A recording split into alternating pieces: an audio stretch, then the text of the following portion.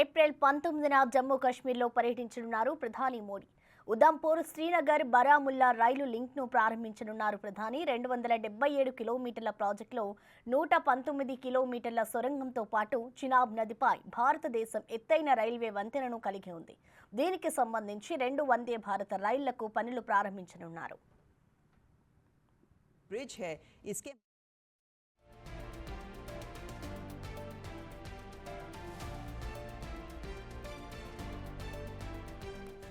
ఒకటి శ్రీనగర్ నుండి, మరొకటి కత్రా నుండి ప్రారంభం కానుంది. కశ్మీర్లో నడిచే వందే భారత్ రైళ్లు దేశవ్యాప్తంగా నడుస్తున్న వందే భారత్ రైళ్ల కంటే భిన్నంగా ఉండనున్నాయి.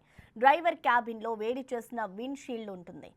ఇది ఫాగింగ్ లేదా గడ్డ కట్టకుండా నిరోధించడానికి ఉపయోగపడనుంది. ఇక ప్రధాని పర్యటన నేపథ్యంలో భద్రతను కట్టుదిట్టం చేశారు అధికారులు.